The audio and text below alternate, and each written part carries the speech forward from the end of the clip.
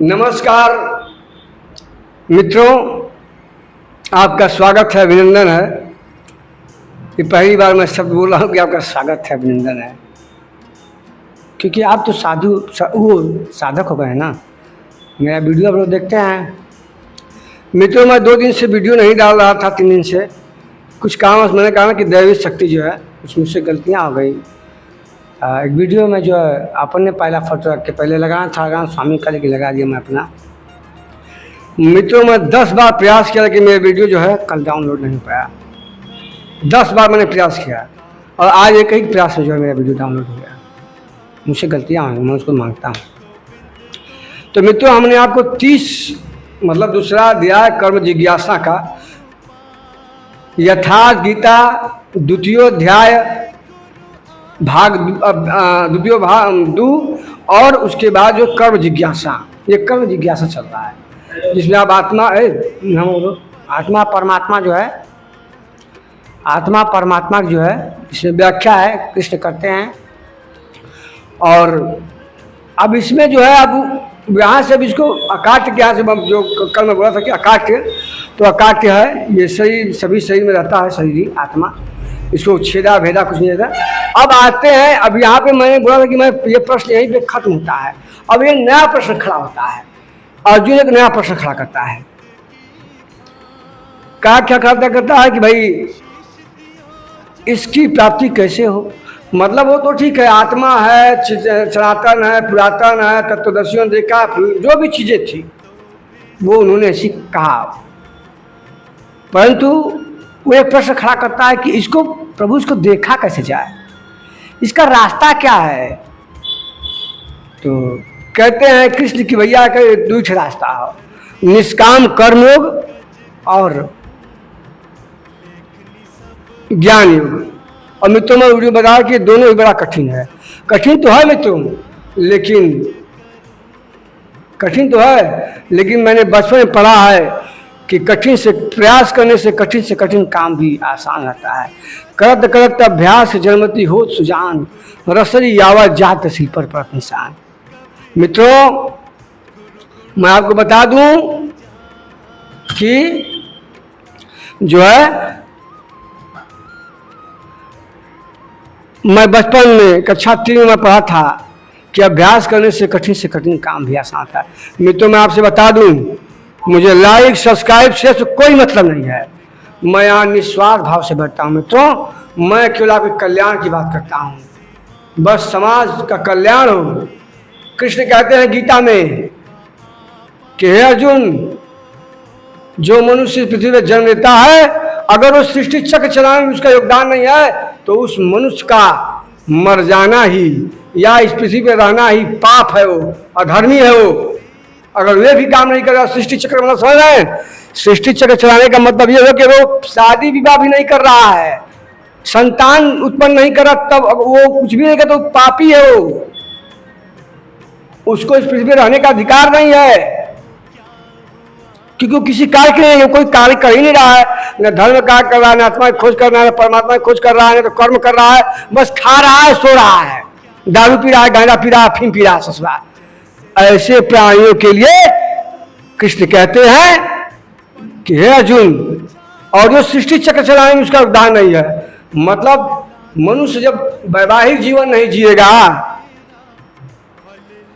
संतान, तो सृष्टि चक्र कैसे चलेगा। अगर ये भी नहीं कर रहा तो अधम है, वो नराधम है, नरों में सबसे अधम है।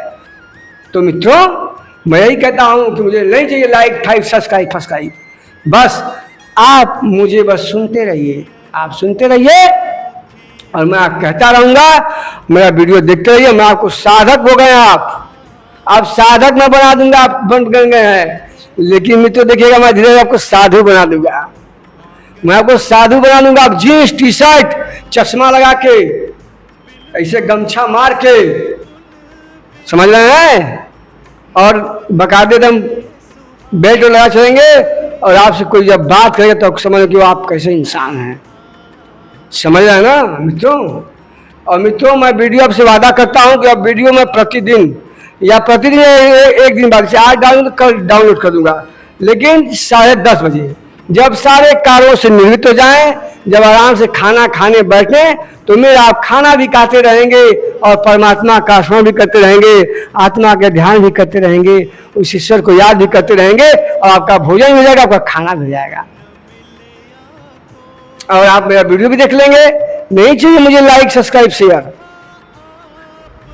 मैं कोई वो नहीं हूं, बस आपका प्यार चाहिए, दुलार। वीडियो आज मैंने वीडियो डाला है मित्रों, डाल दिया है वीडियो, देखिएगा आप, और डालते ही 30 लोग उसको देखने लगे, बहुत खुशी मुझे है। कृपया यहाँ शांत बैठे, आप लोग हल्ला न करें। तो मित्रों अब हम आगे बढ़ते हैं, बातें बहुत हो गई। और मेरा वीडियो मैं रोज प्रतिदिन 10:30 बजे रात को मैं वीडियो डाउनलोड कर दूंगा।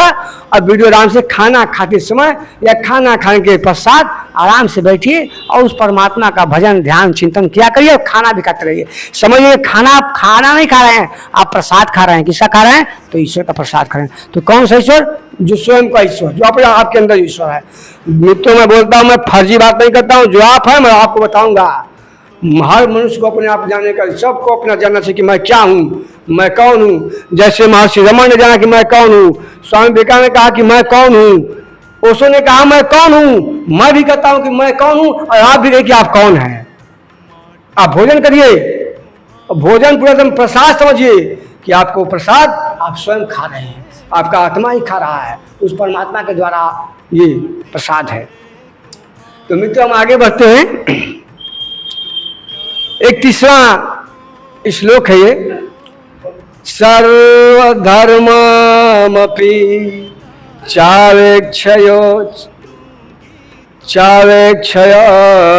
न विकम्पितुमर्हसि धर्माधि युद्धाच्छे यो यंत्र क्षत्रियस्य न विद्यते। मित्र अब शांति से हमारी बात सुनिए। अब तो मैं जो बोला वो बोला, अब मैं शांति से आपसे कह रहा हूँ, मेरी बात सुनिए मित्रों। तो आप श्री कृष्ण कहना चाहते हैं कि हे अर्जुन स्वधर्म देखकर भी तू भय करने योग्य नहीं, कि तू क्षत्रिय है ना, तो क्षत्रियो काम नहीं है माया से विचलित होना कि मेरे चाचा, मेरे मामा, मेरे दुर्योधन सब बैठे सामने सब, और इनको मैं मारूंगा तो मुझे, तू भय क्यों कर रहा है? अब तो रण क्षेत्र में आ गया है, तो युद्ध मित्र मैं बहुत खुश हूँ आज मित्रों, ऐसा क्षेत्र आ गया है। तो मित्रों कि आज जो है मैं तुम कह रहे हो कि मेरे चाचा है, मेरे दादाजी है, विश्व पितामह सब पापी हैं, ये सब पापी हैं, ये दुर्योधन, ये दुशासन, ये अनरू। मित्र मैं सही हुआ, मैं बहुत खुश हुआ, भांजा बहुत दूर से आया, भतीजा आया, तो मारा उन सबों को, क्योंकि जब साधारण नारी का ये जो द्रौपदी का जब चिन्ह कर सकते हैं तो एक साधारण नारी क्या करेंगे? और सब जो धर्म के खिलाफ है मैं उसका शत्रु हूँ। क्या कहते हैं कृष्ण की? जो धर्म के खिलाफ है, क्योंकि उनको धर्म की स्थापना करनी है। लेकिन मित्रों पता करिए भगवान श्री कृष्ण ने किस धर्म की स्थापना की, तो पता चलेगा कि सनातन धर्म की। तो सनातन क्या है? आत्मा से परमात्मा का प्रेम। आगे बढ़ते हैं। तो तू क्षत्रिय, अगर तू स्वधर्म कह रहे हैं कि अर्जुन, हे अर्जुन स्वधर्म देख कर भी तू भय करने योग्य नहीं है, तू अपना धर्म ही देख ले। चल तू ऐसे नहीं समझ पाएगा, आत्मा पड़ा तो ऐसे समझे, सामान्य मैं तुमको समझा रहा हूँ, सामान्य बात में समझा रहा हूँ। अगर तू क्षत्रिय है तभी तुझे भय नहीं करना चाहिए। क्यों? क्योंकि क्षत्रिय तो लड़ता है ना भैया, क्षत्रिय तो लड़ता है, तो लड़ा, क्योंकि धर्म संयुक्त युद्ध से बढ़कर अन्य कोई परम कल्याणी मार्ग क्षत्रिय के लिए नहीं है। अभी तक तो अब देखिए ये अज्ञान स्वामी करें कि अभी तक तो आत्मा परमात्मा चल रहा था कि आत्मा परमात्मा है, सनातन है, तो आत्मा जीवंत है, तो आत्मा वो है, तो आत्मा जो है कि अकाट्य है, तो आत्मा जो है कि चिरकाल तक रहने वाला, इसका नाश नहीं किया जाता है, वसान से छिड़ा है, समझ रहे ना कि नैनम छद्यंती ससाई ने उसको काटा था। कि अब क्या बात हो रही है? अब बात ये हो रही है कि वही एक मात्र धर्म है, अचल है, स्थिर है, धर्माचरण है। वस्तु इस आत्मपथ में परित होने की क्षमता हर व्यक्ति की अलग अलग होती है। स्वभाव से उत्पन्न इस क्षमता को स्वधर्म कहा गया है। तो मित्रों, अब मैं इसका निचोड़ बता दे रहा हूं आपको। अब कृष्ण कहना चाहते हैं कि देख भैया, तू क्षत्रिय है, तू अब देखिए इसकी व्याख्या कैसे हो रही है कि तू क्षत्रिय है, तू सनातनी है, इस पद पर इस पे जो है चलने वाले साधकों को महापुरुष स्वभाव की क्षमता के अनुसार 4 श्रेणी में बांटा है। तो कौन कौन सी श्रेणी थी भैया? वो श्रेणी थी ब्राह्मण, क्षत्रिय, वैश्य, शूद्रम।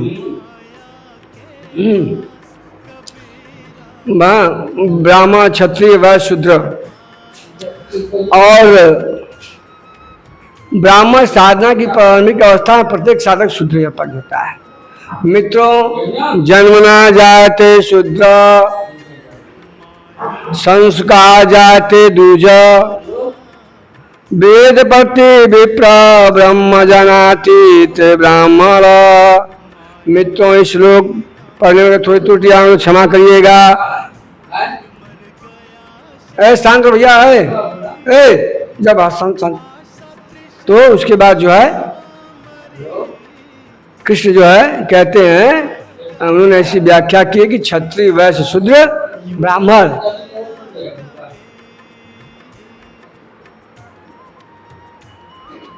तो जो है जाओ उधर। तो जो भजन जो है ये सुधा अल्पज्ञ होते हैं और घंटों भजन में बैठने पर भी वह 10 मिनट भी अपने पक्ष में नहीं पाता है। वो प्रकृति में माया जाल को काट नहीं पाता है। इस अवस्था में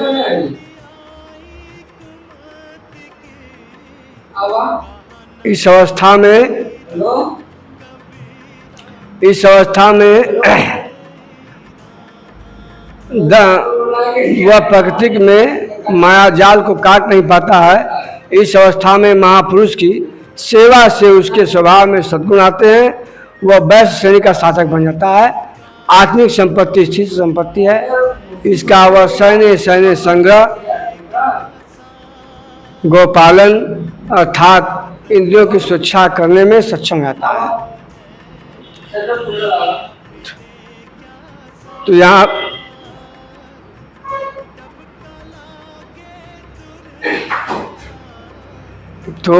पे जो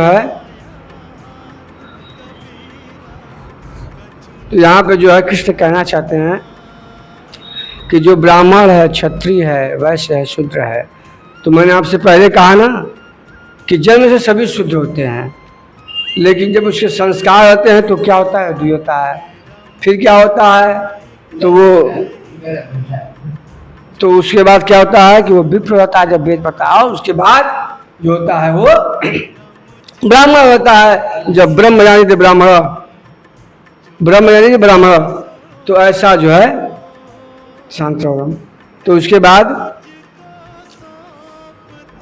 कहते हैं यहाँ पे अज्ञान स्वामी जी कहते हैं कि वह सैन्य संग्रह और गोपालन अर्थात इंद्रियों की सुरक्षा करने में सक्षम रहता है। काम को इत्यादि में ऐसा करने से उसका विवेक वैराग्य से सुरक्षा होती है। तो किंतु प्रकृति को निर्वीज करने की क्षमता उसमें नहीं होती है।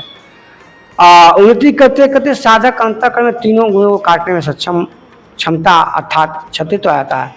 और देखिए मित्रों, अब मैं आपको बता रहा हूँ, इन्होंने जो व्याख्या की है अज्ञान जी महाराज जी, उनको मैं प्रणाम करता हूँ। वो कहते हैं कि जो साधक होते हैं पहले शुद्ध ही होते हैं, लेकिन गुरु की सेवा करते करते जो है वो वैश्य हो जाते हैं। और जो अपने अंदर जो है वो जब अपने अंदर द्वंद्व से लड़ने लगते हैं, मतलब काम, क्रोध, लोभ, माया, ये सब से जब लड़ने लगते हैं तो वो क्षत्रिय टाइप का रहता है। मित्रों, और समाज में क्या है, क्षत्रिय, ब्राह्मण, वैश्य आप जानते हैं। लेकिन यहाँ पे जो अज्ञान स्वामी ने बराबर यहाँ व्याख्या कर दी। उन्होंने कहा है कि जो गुरु की पहले तो शुद्ध ही होता है, जब वो आता है आश्रम में या किसी गुरु के पास जाता है तो उसके बाद जो है अभी घर का ही मोह माया सता रहा है। जब घर का ही मोह माया उसको सता रहा है तो वो कैसा साधक है, तो शुद्ध टाइप का है। लेकिन गुरु की सेवा करते करते, गुरु की वंदना करते करते वो क्या होता है कि वो वैश्य बन जाता है। और जब ये सब सीखते सीखते गुरु के पास आने से वो काम, क्रोध, लोभ, मैं, अहंकार, लाभ, हानि, जय, पराजय को समझने लगता है, उसको अपने संयम करने लगता है, वो क्षत्रिय टाइप का होता है, मतलब वो क्षत्रिय को प्राप्त हो चुका है। अब धीरे धीरे जब तीनों गुणों को काट देता है, अब ये तीन गुण कौन से मित्रों? सतोगुण, रजोगुण और तमोगुण। ये सतोगुण और रजोगुण और तमोगुण को जो इस पे नियंत्रण कर लेता है वो क्या होता है? वो ब्राह्मण होता है। लेकिन कहते हैं स्वामी जी महाराज वहां पे कि ठीक है, ये तो हो जाता है कि भाई वो तीनों गुणों को जो है वो काट देता है, परंतु क्या कहते हैं आगे कि वो जो होता है उसके अंदर जो कौन से गुण, तो प्रकृति को, मतलब प्रकृति को निर्वीज करने की क्षमता जो है उसमें नहीं होती है। क्रमशः उल्टी करते करते साधक अंत तक जो काटने की क्षमता भी उसमें उत्पन्न हो जाती है। तीन गुण मैं आपको बता दिया ना, इसमें तीन गुण वही है, सतोगुण, रजोगुण, तमोगुण, उसको समझने लगता है। इसलिए युद्ध यही से आरंभ होता है। मतलब इसीलिए कृष्ण को कह रहा है कि क्षत्रिय है, मैं जानता हूं तुझे ईश्वर की कामना नहीं है, मैं जानता हूं कि तुझे मोक्ष की कामना नहीं है, मैं जानता हूं कि तुझे ऐसी कामना नहीं, लेकिन इससे मैं तुझसे कहता हूं ना कि तू क्षत्रिय है। अगर तू ऐसा आदमी तो भी तुझे युद्ध करना चाहिए। क्यों? क्योंकि क्षत्रिय होने का तुझे ये भय नहीं चाहिए, ऐसा भय नहीं रखना चाहिए। बाहर जाके बच जाओ, सड़क खुल जाओ, यहाँ जाओ, तुम सड़क खुल जाओ, तो ऐसा जो है वो कहते हैं। अर्थात क्षत्रिय भाव आ जाता है, तो उसके वो ब्राह्मण तो तीन गुण पर जब होता है जो है। इसी प्रकार वो उदाहरण देते हुए और स्वामी जी महाराज कहते हैं, अग्रणी महाराज कहते हैं कि विदेह राजा जनक की सभा में महर्षि याज्ञवल्क्य ने चक्रायण, उशस्ती और कहोल, अरुणी, उद्दालक और गार्गी के प्रश्नों का समाधान करते हुए बताया कि आत्म साक्षात्कार की पूर्णता संपादन करने वाला ही ब्राह्मण होता है। मतलब एक सभा, आप जनक को जानते होंगे, जनक ना राम का राना ससुर, राम के वो ससुर थे, और वहीं पे जो है धर्म संसदा समझ बैठी थी, वहाँ पे सब लोग यही चर्चा चल रही थी। तो उसमें जो है गार्गी ने इन किसका तो महर्षि जनक के सभा में सभा थी, महर्षि याज्ञवल्क्य थे, चक्रायण थे, उशस्ती थे, कहोल थे, अरुण थे, उद्दालक और गार्गी के प्रश्नों का समाधान करते हुए बताया कि आत्म साक्षात्कार की पूर्णता संपादन करने वाला ही ब्राह्मण होता है। तो कौन बताया भैया? विदेह राजा जनक की सभा में महर्षि ये याज्ञवल्क्य ने कहा था। उनकी सभा में जो सभा बैठी थी, तो गार्गी ने प्रश्न किया था कि जो है याज्ञवल्क्य से कहा था कि आप जो है इन जो है कि जो आत्म साक्षात्कार तक कर लेता है वही पूर्णतः आत्म साक्षात्कार मित्रों। तो कैसा आत्म साक्षात्कार? तो पूर्णतः जो स्वयं उसमें एकदम उसका साक्षात्कार हो गया हो, वो स्वयं को जान गया हो, उसने एकदम आत्म दर्शन कर लिया हो। कृष्ण ऐसे ही तत्वदर्शी संत है मित्र। कृष्ण हो, कबीर हो, रविदास हो, नानू हो, स्वयं जी महाराज हो, दादू हो, पिता हो, ऐसे बहुत से महापुरुष, रामकृष्ण परमहंस हो, नामदेव हो, गुरु नानक हो, ऐसे जितने भी संत हुए वो सभी ने आत्म साक्षात्कार किए हैं। उस पूर्णतः साक्षात्कार को उन्होंने देखा। और आगे इसी बात को बढ़ाते हुए एकदम आराम से बैठ जाइए, आप लोग आराम से बैठिए, एकदम आवाज नहीं, शांत बैठो वहीं जब चूस क्या करेंगे मित्र? आज सब मेरे भतीजे आ गए हैं बहुत ज़्यादा यहाँ पे, आराम से बैठ जाओ सब लोग। तो आगे बढ़ते हैं हम।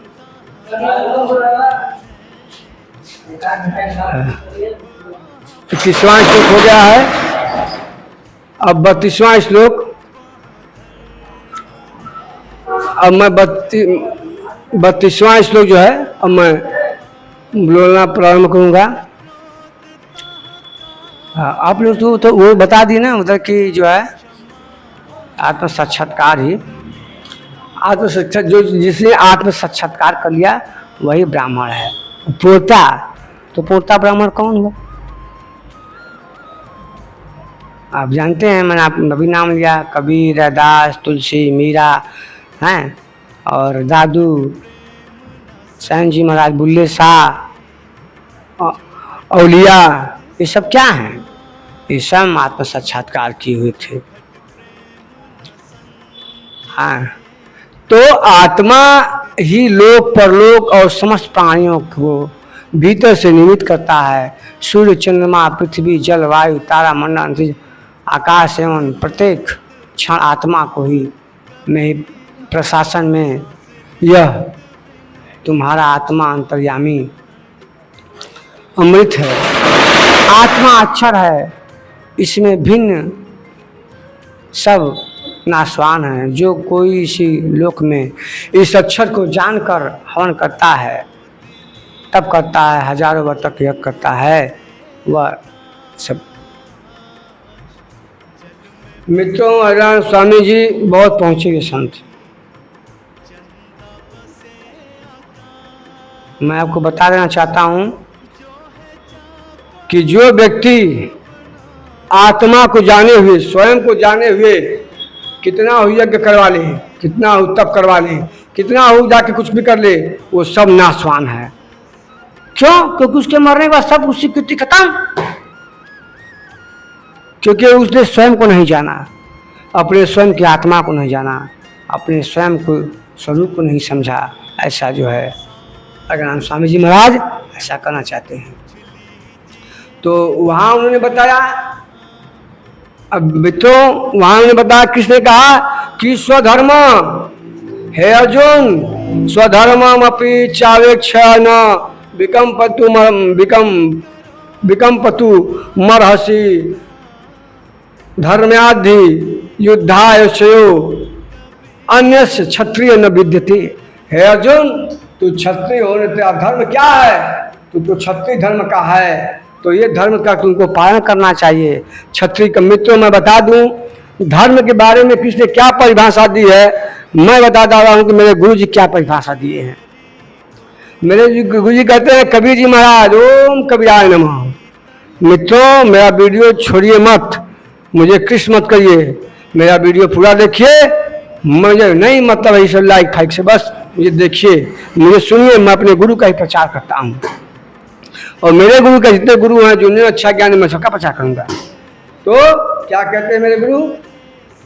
मेरे गुरु कहते हैं, मेरे गुरु कहते हैं कि जहाँ दया तहाँ धर्म है, जहाँ लोभ वहाँ पाप, जहाँ क्षमा तहाँ आप है। ऐसा जो है मेरे गुरु कबीर कहना चाहते हैं कि जहाँ दया तहाँ धर्म है, जहाँ लोभ वहाँ पाप, और जहाँ क्रोध वहाँ काल है, जहाँ क्षमा वहाँ आप। मेरे मित्रों, मेरे गुरु जी कहते हैं कि धर्म क्या है? तो जहाँ दया वहाँ धर्म है। मित्रों, प्राणी प्राणी पे दया करे, क्रोध न करे मित्रों, और क्या करे, जीवों पर दया करनी चाहिए। यही तो भगवान बुद्ध भी कहते हैं। मित्रों, यहाँ भगवान बुद्ध, भगत सिंह, चंद्रशेखर सब जानते हैं, मैं मेरा वीडियो सब देखते हैं, पहले तो सबका मैं फुराता हूँ। तो भगवान कहते हैं जीव पे हत्या नहीं करनी चाहिए, अहिंसा परमो धर्म। अहिंसा परमो धर्म मतलब हिंसा न करना ही सबसे बड़ा धर्म है। अब वो हिंसा कैसी हो? वाणी से हो सकती है, आपके एक ज्ञानेंद्रियों से हो सकती है, इससे भी हिंसा होती। मित्रों, आपके हाथों से हिंसा नहीं करनी चाहिए मित्रों, कि अहिंसा पर। लेकिन कृष्ण क्या कह रहे हैं? क्षत्रिय धर्म बता रहे हैं उसको, कि क्षत्रिय धर्म होने लगे तुझे युद्ध करना चाहिए। सही कर रहे हो। और मेरे गुरु कहते हैं कि जहाँ दया है वहीं धर्म है, जहाँ क्रोध वहाँ काल। मित्रों, जहाँ क्रोध है वहाँ काल आ जाता है। मेरे गुरु जी कहते हैं जहाँ क्रोध होता है वहाँ काल होता है। और क्या कर, जहां लोभ वहां पाप, जहां लोभ आपके मन में आ गया वहां आप पापी हो गए। अब लोभ कैसा भी हो, आपको धन का लोभ हो, यश का लोभ हो, कीर्ति का लोभ हो, लोभ नहीं करना चाहिए। तो जो भी काम करना चाहिए निस्वार्थ भाव से करना चाहिए। अगर आप दान कर रहे हैं किसी को तो दान करते हैं साथ से, तो इस को पता नहीं चलना चाहिए मित्रों आपने दान कर दिया। आपको किसी को आप रोड पार कर दे रास्ते से तो ये मत एहसास करें कि उसको आप रोड पार करेंगे, ऐसा जो है लोग कहते हैं। और क्या कहते हैं मेरे गुरु जी कि जहाँ क्षमा वहाँ आप। है मित्रों, कोई गलती कर देता है तो आप उसको क्षमा कर दीजिए। क्यों? क्योंकि आप क्षमावान हैं। क्षमा वर्ण को चाहिए छोटन को अपराध, मेरे गुरु जी कहते हैं। ये तो किसी और का है जो बोल रहा हूँ कि क्षमा, हो सकता है तुलसी का हो, जो मेरे गुरु बोल रहे हैं कि क्षमा, जहाँ आप क्षमा कर देते हैं किसी को आपसे बड़ा कोई नहीं होता है, जहाँ क्षमा वहाँ आप। और इसी बात को तुलसीदास कहते हैं कि क्षमा वर्ण को चाहिए छोटन को अपराध। हे मित्रों, सबको क्षमा कर देना, अपने छोटों को क्षमा करना चाहिए, उनको क्रोध नहीं करना चाहिए क्योंकि आप बड़े हैं ना। और क्या कहते हैं तुलसीदास, परहित धर्म सरिस अरु भाई, परहित धर्म परहित सरिस धर्म नहीं भाई, अपर पीड़ा पर पीड़ा सम नहीं अधिमाई। तो पर पीड़ा, परहित सबका कल्याण करने वाला ही धर्मी होता है, दूसरों का कल्याण करने वाला ही धर्मी होता है। परहित और क्या, पर पीड़ा, जो दूसरे को पीड़ा को समझता है मेरे मित्रों उससे बड़ा कोई धार्मिक नहीं होता है। इसी बात को जो है, इसी बात को क्या कहते हैं, इस बात को कहते हैं, महात्मा गांधी का नाम सुने होंगे, अक्सर गाना गाया करते थे। बैसो जन तो तेने कहिए, पीर पराई जाने रे। बैसो जन तो तेने कहिए, पीर पराई जाने रे। तो बैसो जन के कहे, जो बैसो वही होगा, जो बैसों को जानता होगा। मित्रों, बैसों मैं कह रहा हूँ तो बैसों का मतलब मैं विष्णु नहीं बोल रहा हूँ। जो वैष्णव जन है, जो प्रेमी जन है, वो वैष्णव जन तो उसने कहिए, धर्मी तो वो व्यक्ति हैं, धर्म के मार्ग चलना तो वो व्यक्ति हैं जो पीर पराई जाने रे, जो दूसरे की पीड़ा जानने वाले, उससे बड़ा कौन वैष्णव जन उससे हो सकता है। तो ये कहते हैं, बार बार ये गाना गाते थे, अक्सर वो गाते थे महात्मा गांधी की, वैष्णव जन तुम्हें कहिए जो पीर पराई जाने रे, ऐसा वो गाते थे। और मित्रों, धर्म की परिभाषा मैंने उदाहरण है तो हम धर्म में बोल दिया हूँ। आगे आते हैं मित्रों, और ये अगला श्लोक मैं पढ़ता हूँ। अब ये 32वां श्लोक मैं पढ़ देता हूँ आपके सामने।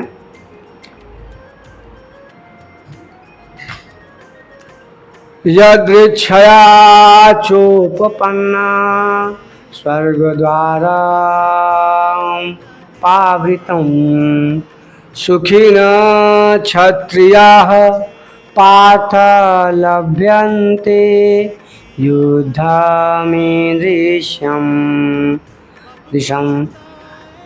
हे अर्जुन, पार्थिव शरीर को तू रथ बनाकर अचूक लक्ष्य भेदी अर्जुन, सतः प्राप्त स्वर्ग के खुले हुए द्वार रूपी शुद्ध को भाग्यवान क्षत्रिय ही प्राप्त कर सकते हैं। क्षत्रिय श्रेणी के साधक में तीनों गुणों की क्षमता होती है, उसके लिए स्वर्ग का द्वार खुल जाता है, क्योंकि उसमें दैवी संपत्ति पूर्ति अर्जित आती है।